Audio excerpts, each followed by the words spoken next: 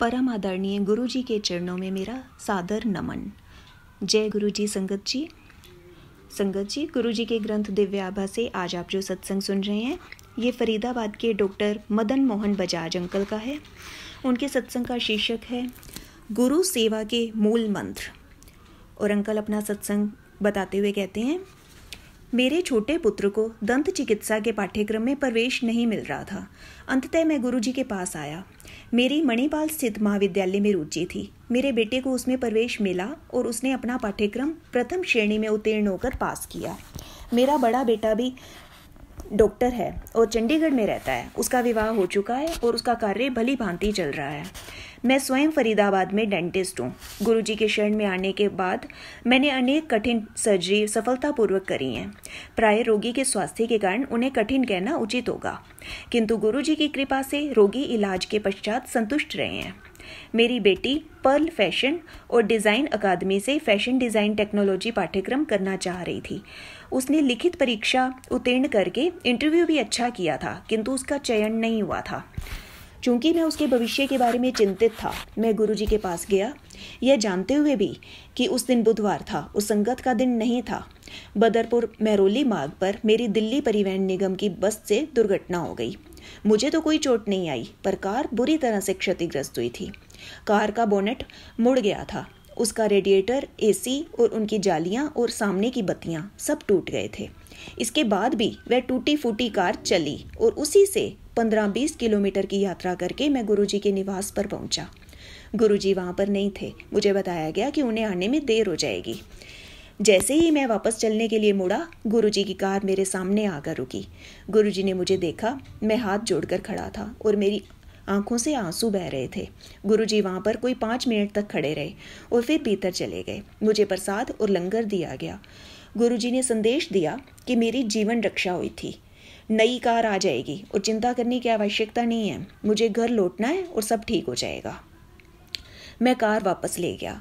अगले दिन सुबह जब हुद्दई के मिस्त्री मरम्मत के लिए कार लेने आए तो उनको उसे क्रेन से उठाकर ले जाना पड़ा और उन्हें विश्वास नहीं हुआ कि इस प्रकार क्षतिग्रस्त होने के बाद भी वह एसी के साथ 50 किलोमीटर चली थी।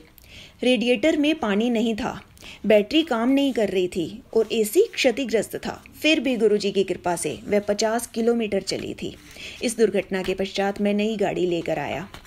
मेरी बेटी को विशेष इंटरव्यू के लिए बुलाया गया और उसने गुरुजी के जन्म दिवस पर प्रातः 11 बजे उसे प्रवेश मिल गया।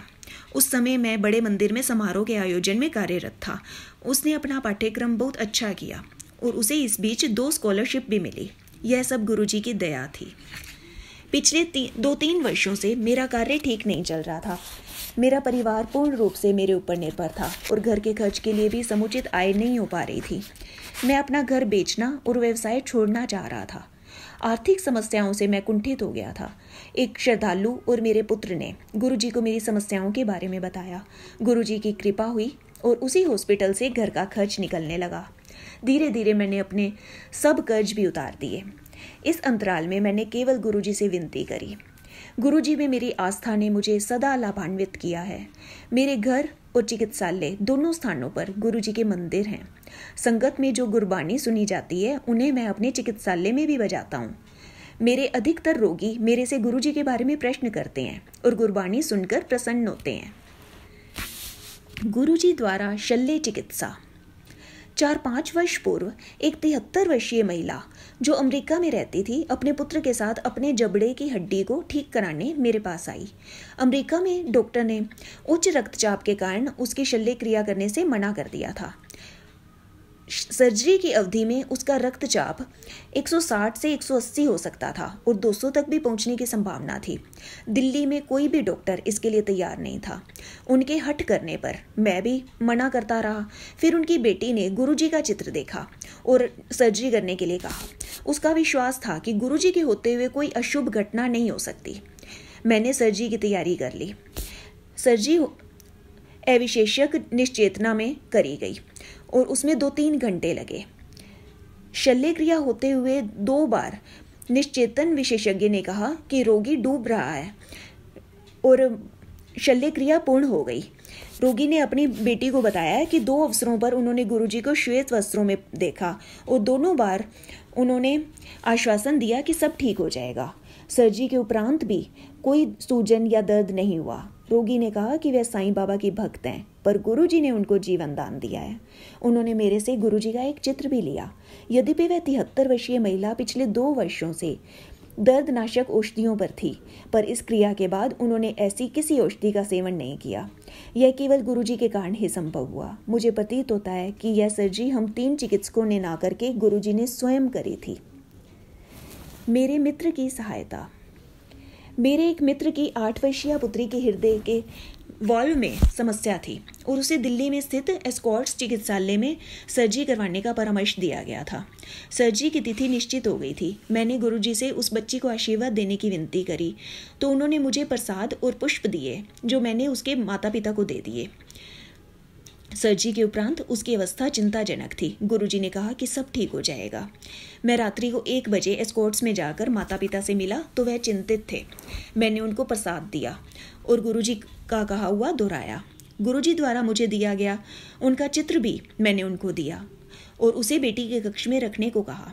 गुरुजी के कथन अनुसार वह बच्ची शीघ्र ही स्वस्थ हो गई, परंतु 1 साल के बाद उसकी अवस्था पुनः बिगड़ गई। गुरुजी उस समय जालंधर में थे। जब मैंने उनको बताया तो वह बोले, तू लंगर कर, चिंता ना कर, कुड़ी ठीक हो जाओगी। थोड़े ही दिनों में वह ठीक हो गई और अब वह आनंद से रह रही है। एक बार गुरुजी पंजाब में अपने गांव चले गए। मुझे इस बारे में पता नहीं था। 10 दिन तक उनके दर्शन ना हो पाने के कारण मुझे नींद नहीं आ रही थी। एक दिन PVR साकेत में देर रात्रि को सिनेमा देखकर मैं पत्नी के साथ गुरुजी के स्थान पर जा रहा था। अंधेरिया मोड़ पर कार का अगला टायर फट गया और कार एक ओर झुक गई। मैंने कार को रोककर पत्नी की सहायता से उसे धक्का दिया और एक ऐसे स्थान पर पहुंचे जहां 2 ट्रक खड़े थे। एक चालक से मैंने टायर बदलने की विनती करी। वह सहायता के लिए आए, पर हैरानी की बात है कि टायर में फटने का कोई चिन्ह ही नहीं था। उन्होंने सोचा कि अधिक मद्यपान के कारण मैं होश में नहीं हूँ। मेरी पत्नी और मैंने पिचका हुआ टायर देखा था। हम अचंभित थे।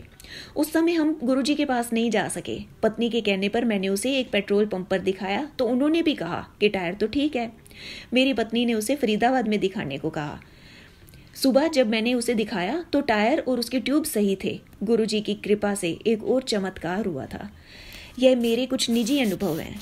असीमित सागर के समान गुरुजी की कोई सीमाएं नहीं हैं। मैं सदा गुरुजी का अनुयायी बनकर जीना चाहूँगा। गुरुजी के मूल मंत्र। मेरे गुरुजी मानवता को ईश्वर का विशेष उपहार हैं। उनका जन्म उनकी अपनी दिव्य कृपा से मानव को जीने की सही राह दिखाने के लिए हुआ है। उनका आशीष प्राप्त करने वाले सब भाग्यशाली हैं और मैं उनमें से एक हूँ। भले ही मैं उन्हें मेरे गुरुजी कहकर संबोधित करूँ, वह गुरुजी केवल मेरे नहीं अपितु सबके हैं। मेरे संपर्क में आए अनेक व्यक्ति, मुख्यतः मेरे हॉस्पिटल में आए हुए रोगी, उनका नाम पूछते हैं। मैं उनको यही उत्तर देता हूँ कि उनको गुरुजी के नाम से ही जाना जाता है। जैसे ईश्वर का कोई नाम नहीं है, उनका भी कोई नाम नहीं है। आप उन्हें राम, कृष्ण, गुरु नानक या अल्लाह कह सकते हैं और गुरुजी आपकी श्रद्धा उसी भाव में स्वीकार करेंगे जैसा आप चाहेंगे। मेरे गुरु में शिव का सामर्थ्य और गुरु नानक की आध्यात्मिक शक्ति है। गुरुजी से मिलने के बाद स्वभाव में परिवर्तन आ जाता है। मनुष्य के दोष कम हो जाते हैं और वह जीवन का आनंद उठाता है। गुरुजी का अनुराग माता के प्रेम समान है। जब वह आपको देखते हैं, उनकी आंखों से दिव्य किरणें प्रसारित होती हैं। अपने आप को उन्हें पूर्ण रूपेण समर्पण करने के बाद आप उन्हें अपने अंतःकरण में भी अनुभव कर सकते हैं। उनकी कृपा प्राप्त करने के लिए सच्चे भाव से प्रार्थना करना आवश्यक है। स्तुति करने पर गुरुजी का सानिध्य प्राप्त होता है और फिर ईश्वरीय भाव आप में समावेश करके आपके साथ रहता है। भगवत गीता की उक्ति के अनुसार आपको बदले में कुछ मांगना नहीं है। मैं अक्सर सोचता हूँ कि हम गुरुजी को क्या दे सकते हैं। मेरा हृदय कहता है कि गुरुजी के निर्देशों का श्रद्धापूर्वक पालन करें। वह किसी को कुछ करने को नहीं कहते। यदि ऐसा कहें भी तो निश्चित रूप से आप उससे लाभान्वित ही होंगे। हम उनके समक्ष अति तुच्छ प्राणी हैं। और वह हमारी माँ सदृश देखभाल करते हैं। मैं संगत से निवेदन करता हूँ कि वह सदा गुरु जी के बारे में सोचें और उनके दिखाए हुए पथ पर अग्रसर हों। उनके प्रति हमारा समर्पण संपूर्ण होना चाहिए और उनके 3 मंत्र सदा याद रखने चाहिए। किसी को गाली मत दो, किसी को दोष मत दो और किसी को नहीं कोसो। रोज आपके संपर्क में आने वाले का सदा भला सोचो। जय गुरु जी। अनंतम शुक्राना गुरु जी।